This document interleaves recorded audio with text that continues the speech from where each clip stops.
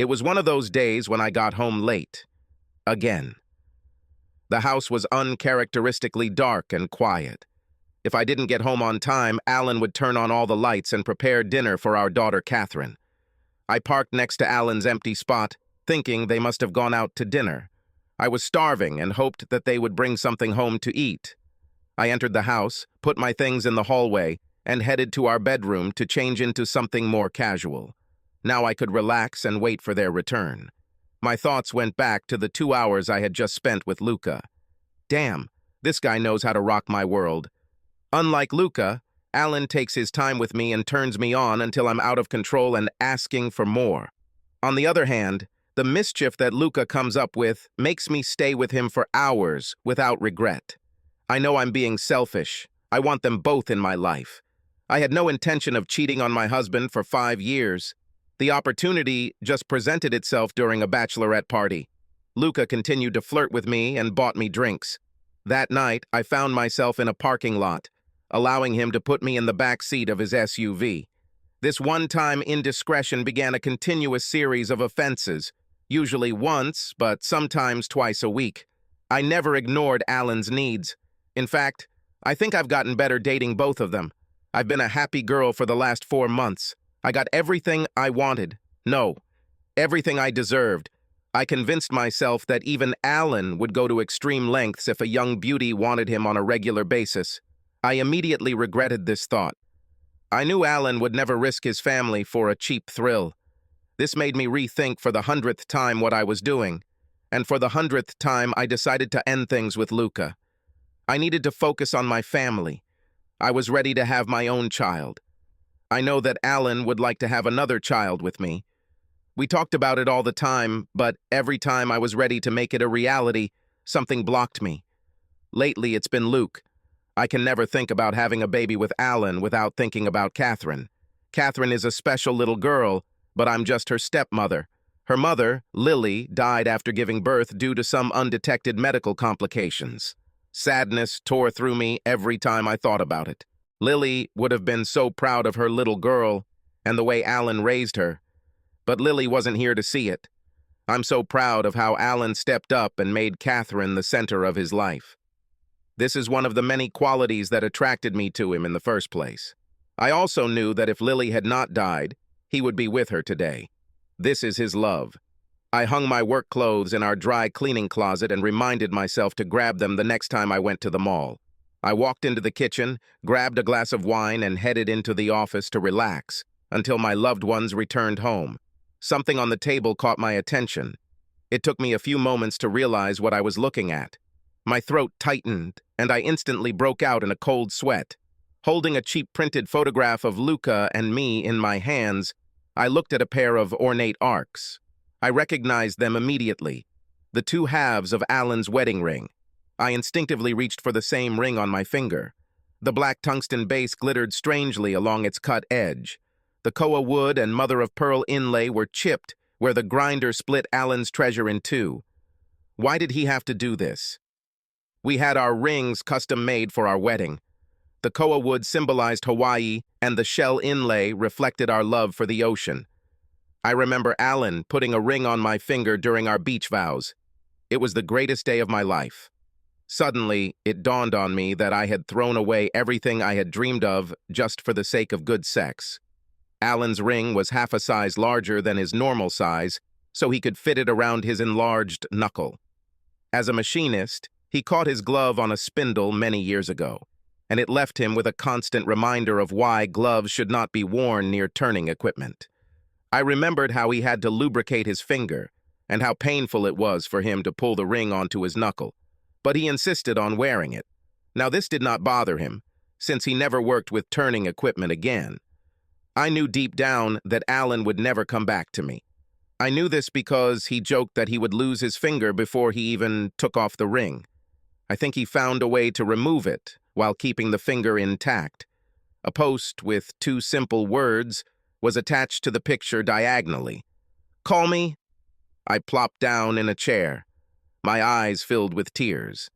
I realized that I was holding my breath and exhaled with a groan. How could I be so stupid?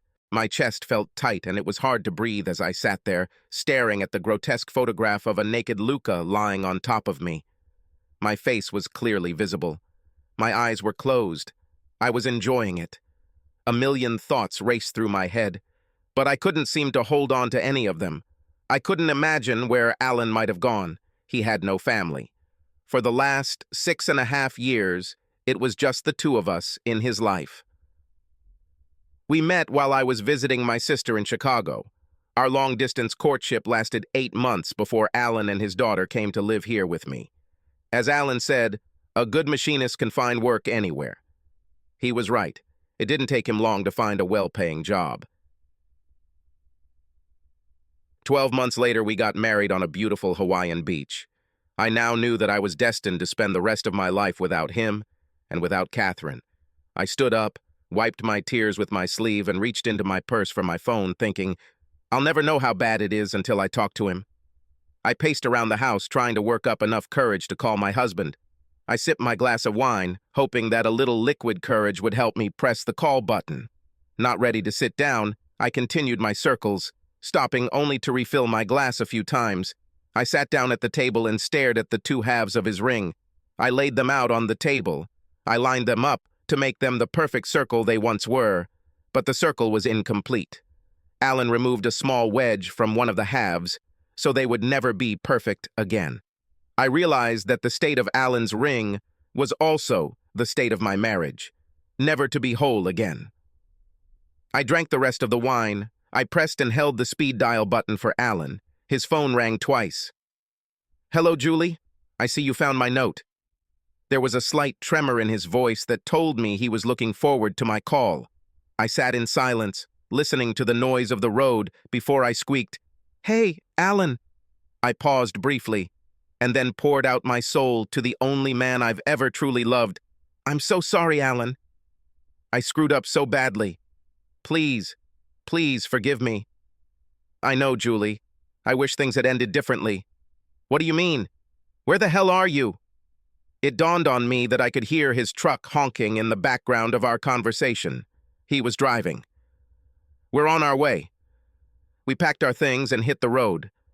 "I don't see any reason to stay." "Alan, we can fix this. I promise it was stupid.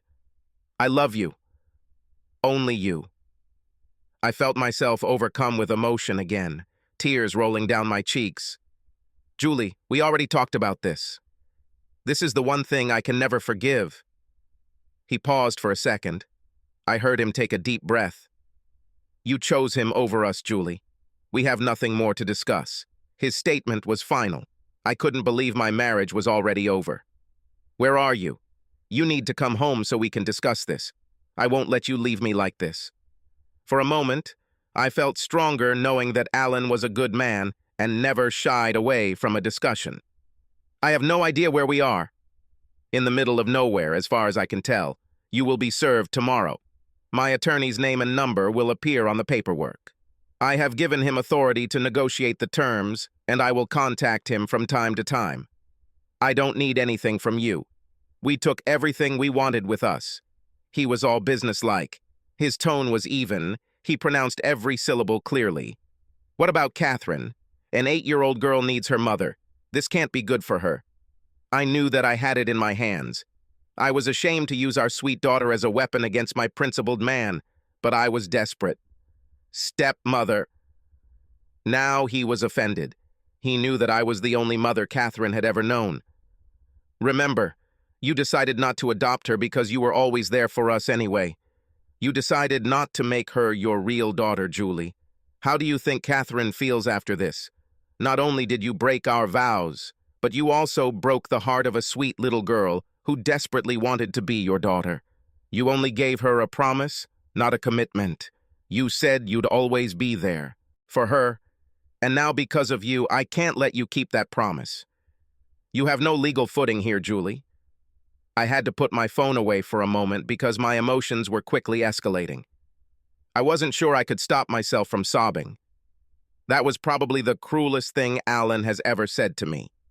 If the fact that I was sitting alone in our house wasn't enough of an indication of how much I had offended this man, then the verbal slap certainly showed it. I saw how badly I had screwed up. I sucked in a breath, held it for a second, and tried to calm down. Alan, you know I love her. I couldn't love her more if she were my biological child, I muttered, stammering. Right now, any talk about how much you love us doesn't mean a damn thing to me. Is she listening to us? Panic rose in my chest at the thought that Catherine might overhear us talking about her. No, she sleeps in the back seat. We've been on the road for a long time. Where are you going, Alan?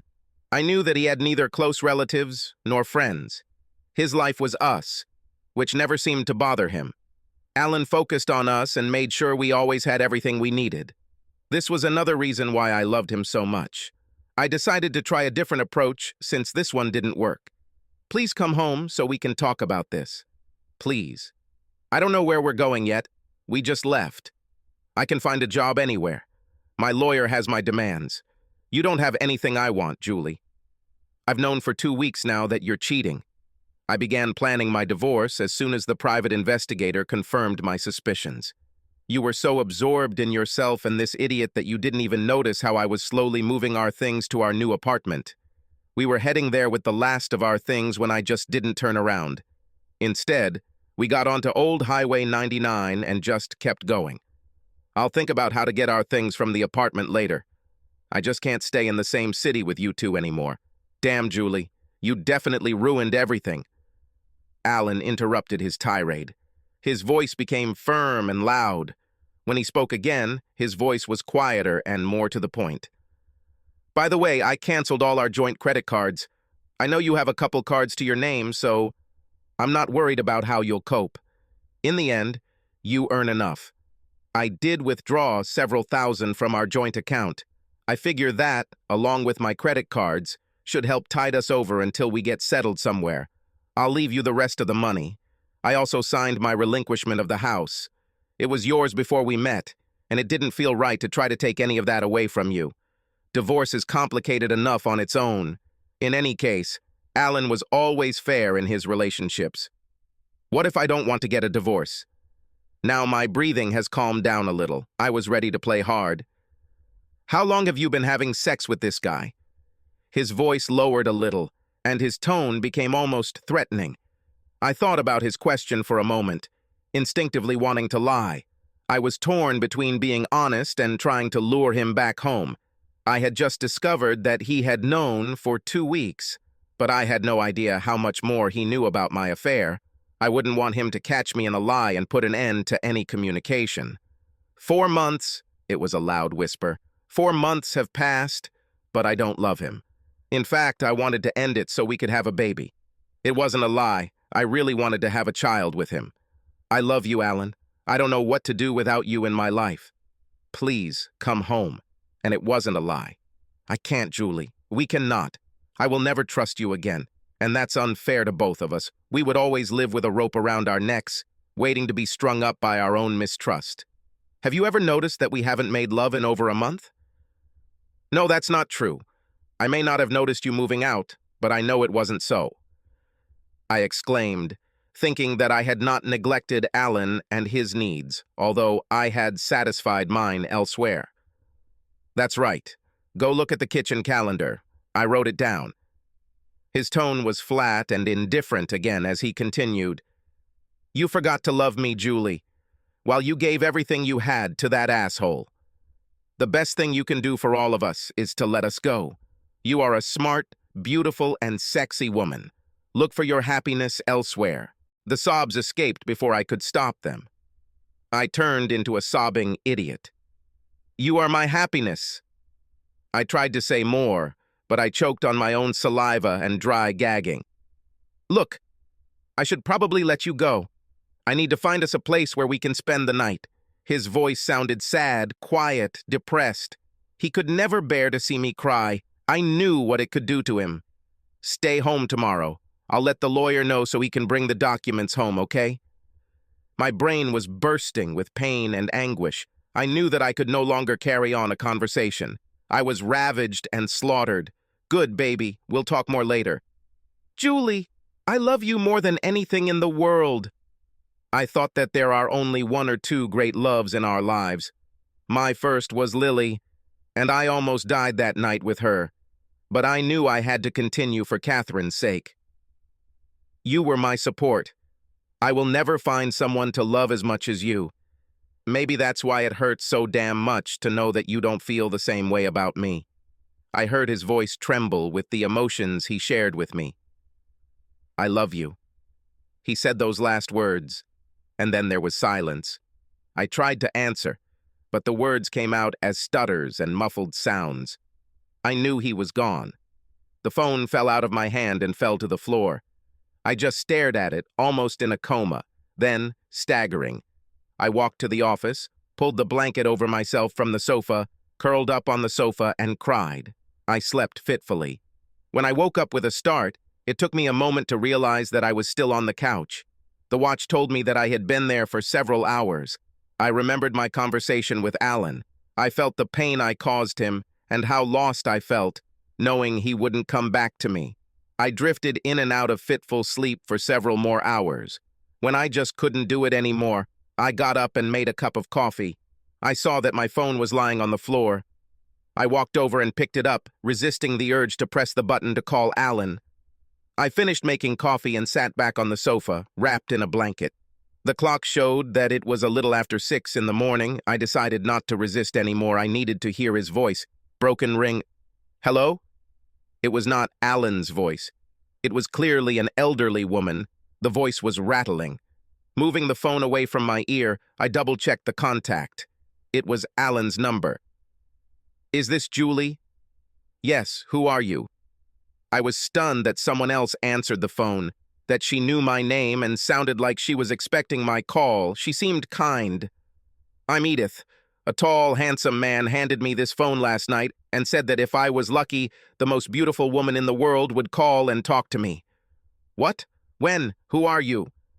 It was a blow, but my feelings quickly recovered. Last night I was sitting at the bus stop when this big truck pulled up and stopped next to me. This man came out and asked me how the evening was and then asked if I had a phone. She hesitated for a second. Thinking that he wanted to call, I said that no, I don't need him, since I live on the street. He then pulled the phone out of his pocket, along with $50, and told me to eat dinner and make as many calls as I wanted, and if I was lucky, you would call me. I could no longer contain my emotions. I burst into tears again. Edith talked to me on the phone for an hour, comforting me. Then she said that the phone was beeping. It had a low battery indicator and she needed to go. He really left, didn't he, Edith? Yes, dear. I think that was his last connection with you. I'm really sorry. It was my fault. Can I call you again? Of course, dear. I have no one else to call back with. We separated and I sat there, breathing heavily and crying. My world has disappeared. I was left to fend for myself in my own personal hell. I called Edith every day, and each time we talked for a few minutes. I called about 2 weeks later and my heart broke again when I received the disconnect message. I think Alan turned off his phone. My last connection with Alan and Catherine was irrevocably severed. 3 years later, my private investigator finally found Alan. He lived in a small provincial town in Missouri. I dropped everything I was doing and flew. The next morning, I sat in front of the small diner where the private investigator said he had breakfast. I watched the same beat-up pickup truck pull into the parking lot. My handsome husband got out of his truck and walked into the building. I waited a few more minutes to ensure he was well settled and waited for my order before facing him. My mission was simple: do whatever it takes to get my family back. When I walked through the door, I saw him in a booth by the large bay window, completely engrossed in his phone. He didn't see me approach until I slid into the seat opposite him. Looking up, I saw surprise and fear on his face when he recognized me. "Oh, Julie, what are you doing here?" "I came for my husband. I would have come earlier, but you were hard to find." Obviously not hard enough. He sat and looked at me, then a smile appeared on his face. "It's so good to see you, baby. You look as beautiful as always. And you, dear husband, have not changed at all." I looked away from him for a second. Turning to him, I saw Catherine sitting next to him. "Oh, Catherine, Where did you come from? I smiled at my husband. Are you ready to come home? I heard a baby crying. Somewhere in the diner, a child was crying loudly, interrupting my reunion with the only man I had ever truly loved. Yes. My happy dream was cruelly interrupted. I woke up abruptly. Cold sweat covered my sleeping body. The persistent crying was real, and it was coming from the other end of the corridor. I slipped out of bed, trying not to disturb the sleeping man lying next to me. I made my way into the nursery and picked up our 5-month-old baby, rocking him in a soothing rhythm. I started rocking him to sleep, carried him out of the room and carried him down the corridor, stopping along the way to check on his older sister. She was sleeping peacefully in her bed. I stopped to close the master bedroom door and watched Dad sleep for a while. My son calmed down when I closed the door and went into the office. This happened several times a week. As he grew older, the pain often woke him up late at night. I leaned back on the arm of the sofa. My son lay on my chest, cuddled up to me, and fell asleep. I grabbed my iPad, opened Facebook, and hit the search bar. Victoria Aberdino. Key was first on the list. It should be so. I have searched for her profile many times in the past. Opening her page again, I saw that she had added a new photo. There she was with her 2 little boys smiling at the camera. Next to her was Alan's smiling face and the exuberant Catherine peeking over his shoulder, hanging on his neck. I looked at a happy family. Victoria's text wished her amazing husband and partner a happy 3rd anniversary. She extolled all his virtues and hailed him as both the best husband and the hero who had saved her life during the darkest period she had ever experienced. I studied Victoria's profile enough to find out the story after my private investigator discovered that Alan had remarried and to whom. Victoria's first husband died of a genetic heart disease at the age of 30, leaving her with 2 small boys. Alan, who worked in her uncle's machine shop, spent a lot of time with her and helped her through the grieving process, with which he was doubly familiar. He grieved both the death of his first wife and the loss of his second marriage. Somewhere along the way, they fell in love and got married a year later. A tear escaped and rolled down my cheek as my chest heaved, threatening to wake my little boy. Of course, I didn't want him to wake up his dad, Luca, who was sleeping in our room. I remembered how devastated I was when Alan and Catherine left, and how I struggled with the divorce until I found out I was pregnant. I didn't want to have an abortion and reluctantly let Alan and Catherine go. Apparently, my last date with Luca left me with a parting gift. She is now 4 years old and sleeps soundly in her room. Luke proposed marriage to me after my divorce was final. Afraid of being alone and not knowing what to do with the newborn, I accepted his offer. This was a little less than 5 years ago. Knowing that my Alan would never come back, I did the best I could in a bad situation. From then on, I was trapped in a spinning nightmare, unable to find a way to escape. I just keep going deeper. The last lump is drooling all over my tits. I remembered what Alan said. There are only 1 or 2 great loves in our lives. Looks like he got more than he bargained for. I was only given love once. I miss him every minute of every day. Subscribe to our channel so that your second chaff doesn't cheat on you, and go ahead and listen to the next story, because this story is nothing compared to the next one. If you're under 18, don't even think about listening to the next one.